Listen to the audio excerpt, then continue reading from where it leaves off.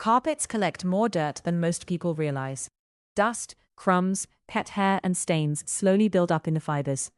Vacuuming alone often isn't enough. Over time, carpets can start to look dull, feel sticky, and even hold on to odors. The good news is you can restore most carpets with a few simple cleaning steps. First, vacuum the carpet slowly and thoroughly. Work in overlapping lines and go over high-traffic areas twice.